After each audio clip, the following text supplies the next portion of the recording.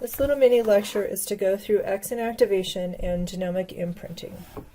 So, remember our KISS rule, keep it simple. X inactivation, oops, and of course, I didn't start my pen. There we go. X inactivation is due to the long non-coding RNA Xist, which is transcribed, that's what it's showing here, these little RNAs being expressed from the X chromosome, and this is going to be the Xi, the inactivated X chromosome. It's transcribed, so RNA made. And this is stimulated by a second long non-coding RNA called JPX, and that's not shown here. But as we talk next unit about transcription regulation, you'll see that non-coding RNAs can stimulate genes to be expressed.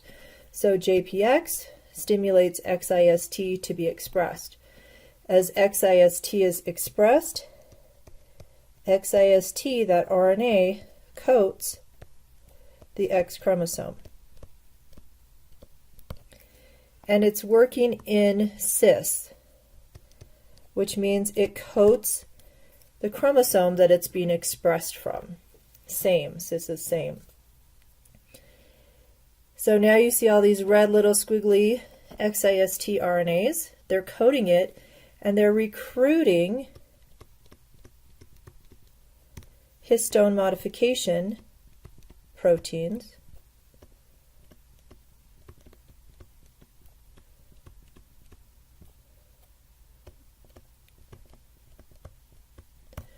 which are then going to work on condensing that X chromosome into heterochromatin.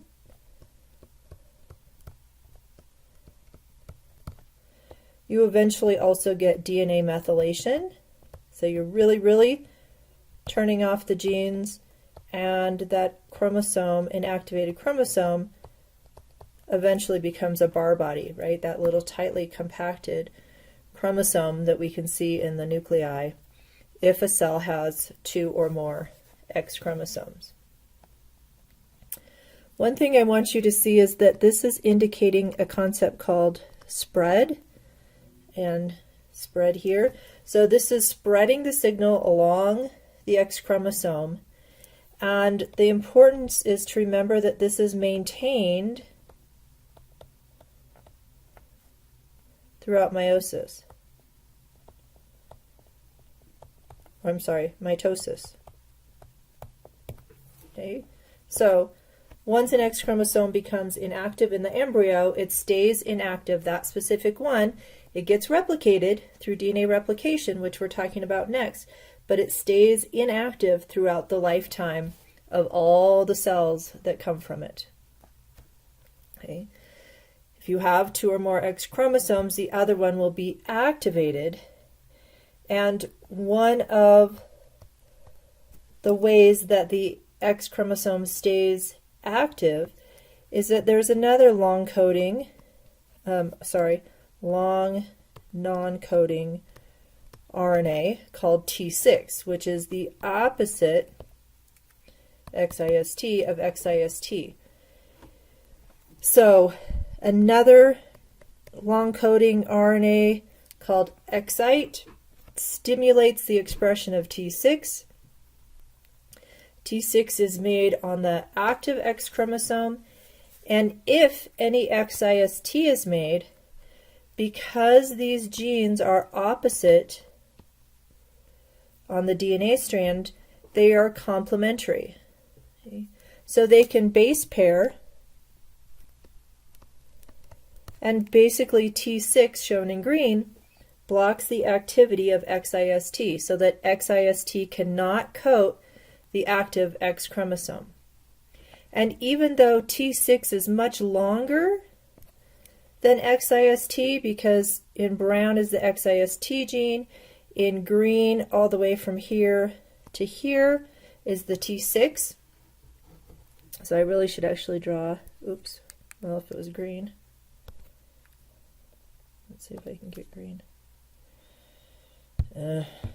Okay, now I've killed it. Ah. Okay, now my fingers are going to. That's interesting. All right, never mind. This is just wasting time. So T6 is really longer than Xist, but that doesn't matter. This base pairing allows the T6 RNA to block Xist activation or coding of the chromosome. So what you need to remember here is that Xi, the inactivated X chromosome, expresses Xist. The active X chromosome expresses T6. There's also an RNA JPX that helps promote Xist to help maintain that chromosome inactivation. And there is another non-coding RNA called Xite that stimulates T6 expression.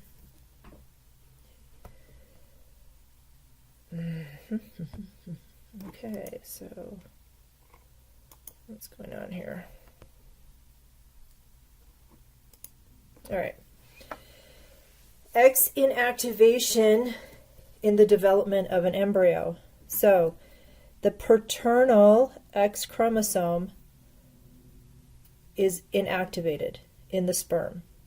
So the maternal X chromosome is active.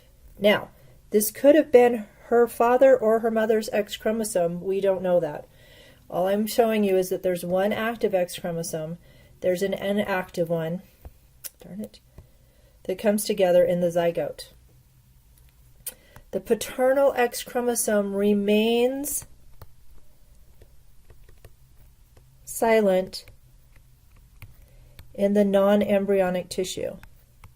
So the tissue that's not making the embryo, but the supporting tissue that's making the placenta, umbilical cord, this other kind of tissue. Okay. That's shown in blue. So you only have the maternal X being expressed. In the green cells, okay, these are going to be the embryonic cells. XP is reactivated. So now you have an active XP and an active maternal. So both paternal and maternal are active.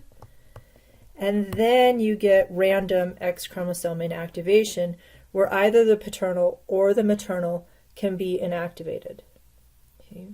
So the timing is that you get, for females, remember this is only worried about female offspring, you get an X chromosome from your mom that's active, an X chromosome from your dad that is inactive. But when the cells start to divide and they're going to start making the embryo, so inside this blastocyst, all the X chromosomes, paternal and maternal, are reactivated, and then you get random X chromosome inactivation that we're showing here.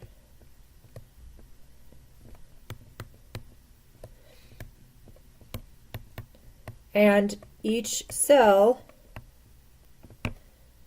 has a 50-50 chance of inactivating the maternal or the paternal chromosome. Which means that if we're looking up here, okay, we're looking at the tortoiseshell cats, because that's an easy visual, you get random, if I could spell, random X inactivation.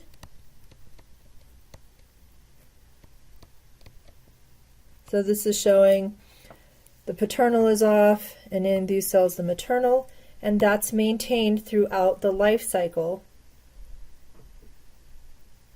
of the organism. And so the phenotype that shows is this mosaic. and you can see it with fur color. Some cells will express the orange fur, some cells will express the X fur because these are an X-linked trait. So females are mosaics for X-linked genes.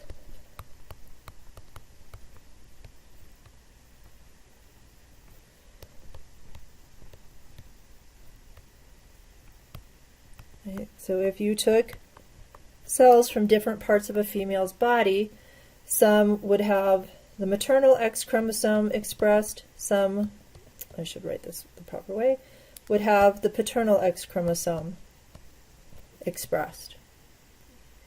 Where that happens in the body just depends on the cells that were inactivated up here in the early embryo. So this is similar to what males are, right? Males only have one X chromosome, and so in all of their cells, they are only expressing the X-linked genes from one X chromosome. So the dosage is the same for males and females. You see X-linked traits like red-green color blindness more often in men because they only have one X chromosome. Where if a female is heterozygous, some tissue will express the dominant, some will express the colorblind allele. Okay. And what we're finding is that in most tissues, say this is her eyeball, actually I should give her two, that looks kind of creepy. Being a mosaic means she's likely not colorblind because some of the tissue will express the dominant, some will express the colorblind allele, and it kind of evens out. Now, that's not always true. If X inactivation happened in all of the retinal tissues, expressed only the colorblind X-linked trait, the female could also be colorblind. So you can see when we were doing Punnett squares why we can't take into account X inactivation. It's just too complicated, and we don't really know where it's going to happen, in which cells, and affecting which tissue. But in real life, it obviously does. The other thing I want you to understand, so we've talked about gene dosage or dosage compensation for X-linked genes. So everybody's cells are only expressing X-linked X-linked genes from one chromosome. But remember, there is this pair which is called Pseudoautosomal region, or maybe it's PAR, right? Shown in green and purple here. This is what allows the X and Y chromosomes to line up for cell division. And they carry similar genes on the X and the Y chromosome, or I should say they carry the same genes on the X and the Y chromosome. So in the PAR, it's what we call biallelic expression. Just like dominant recessive traits, you have two alleles, one on the X, one on the Y if you're a male. Or if you're a female, right, you have the PAR on your active X. You also have the PAR being expressed on your inactive X. So these are the parts of the X chromosome that are not inactivated. Right? So whether you have XX or XY, you are expressing two alleles for all these different genes shown in green and purple. And that's why if you're XO or XXY or XXX or any of these variations, you have a slightly different phenotype than regular XX or XY people, because here they're missing par genes. And in these people, they have 3 times par genes, where normally we only express 2. So X inactivation is not 100% of the X chromosome. There are some pseudoautosomal regions that are still expressed. And that's why individuals with different than the XX or XY genotype will have a slightly different phenotype. The other place that gene dosage or dosage compensation and epigenetics is important, and let me just make the point. Excuse me. This is epigenetics because we are affecting gene expression, turning off gene expression for most of the X chromosome without affecting the DNA sequence. That's also true for genomic imprinting.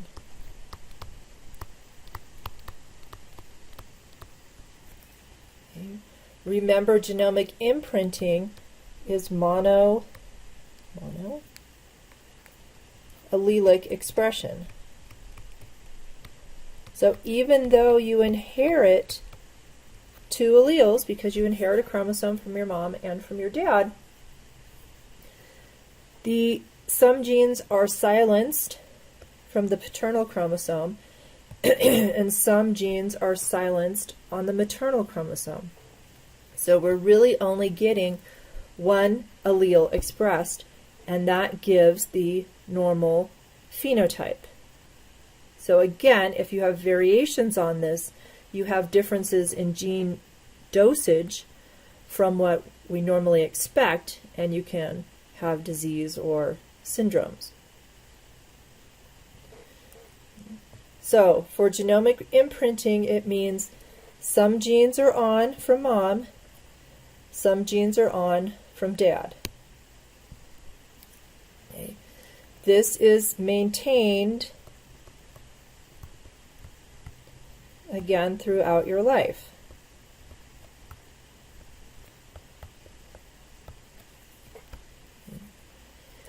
It is reset in your gametes. So if you are a male, you're going to take both chromosomes from mom and dad and you're going to reset them to all look like male imprints. And if you're female, you're going to take those chromosomes from mom and dad and reset them with the female imprints. So that when you go to produce another offspring, they are getting the female imprints from the mom, the male imprints from the dad. Now this is the mouse chromosomes with imprinted genes in red and blue. But what I wanted to show you is that imprinted genes are found in clusters. So it's not just one gene here, one gene there. It's these groups. And I want you to see that in the groups, if you're looking, there's both red and blue genes. So red are maternally expressed, blue are paternally expressed. So within that gene cluster, you can get some expressed from the mom or some expressed from the dad. And these gene expressions are controlled separately. So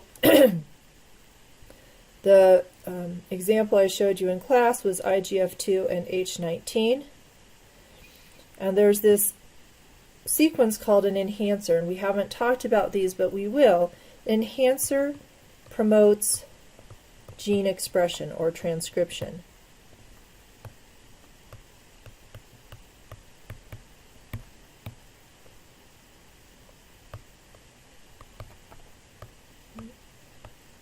So in the male chromosome, the enhancer promotes IGF-2. Remember, this is important for growth. And the H19 gene is off due to DNA methylation. So even though these genes are very close to each other, they're controlled separately.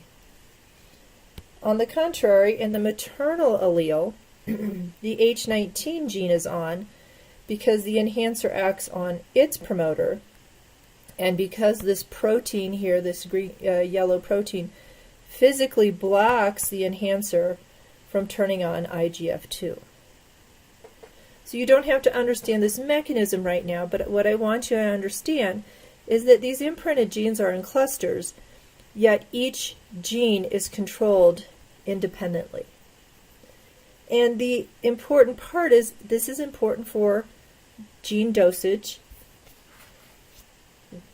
What is normal is to have IGF-2 from the dad and H19 from the mom.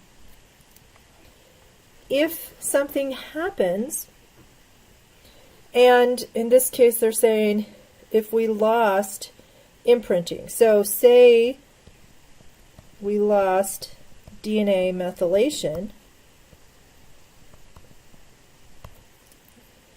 now you're getting H19 expressed from both parents. That's not how it's supposed to be. That's not normal. And that gives rise to disease. On the flip side, maybe you lose an imprint. So in this case, we're losing the CTF insulator from binding. We're getting DNA methylation on both.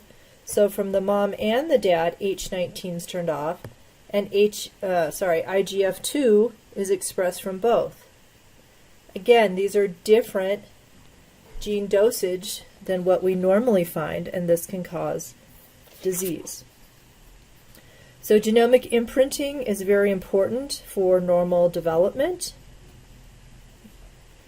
If we start here with our gametes, we have male and female imprinted genes. They stay imprinted in the zygote. They are maintained throughout all of the cells, both the embryonic and non-embryonic. So this is placenta, this is the non-embryonic, and the embryonic. And they stay that way in all tissue except for the germ cells, which are going to make the gametes. So in your gametes, we erase all the imprints and we reestablish based on sex of the organism. Okay, so if you're female, you're going to have the female imprints. If you're male, you're going to have the male imprints. And then when egg and sperm come together, you get the correct genomic imprinting dosage compensation. Okay, so what I want you to understand from both genomic imprinting and X inactivation, both affect or are maybe a result of gene dosage or dosage compensation.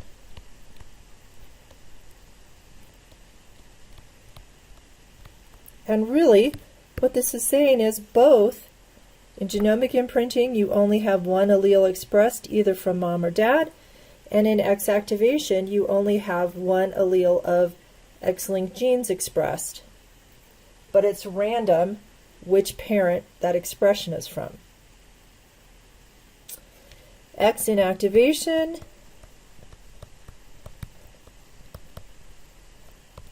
only happens in organisms with 2 or more X chromosomes, so not in males. Genomic imprinting in both male and female.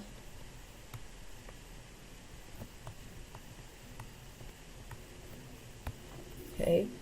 In both types of epigenetics, you get erasure of the epigenetic marks and reestablishment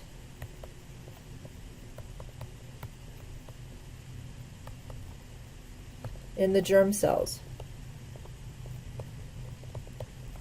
Okay, so reestablishment, by reestablishment I mean that both X chromosomes are active, or for genomic imprinting, the imprinting is set based on sex of the parent. Okay. Genomic imprinting is stable from gamete to adult tissue. X inactivation is random in embryonic tissue, so just a little bit later than imprinting, because imprinting is the same from egg sperm all the way through your life. X inactivation is random in the embryonic tissue and then remains through adult tissue.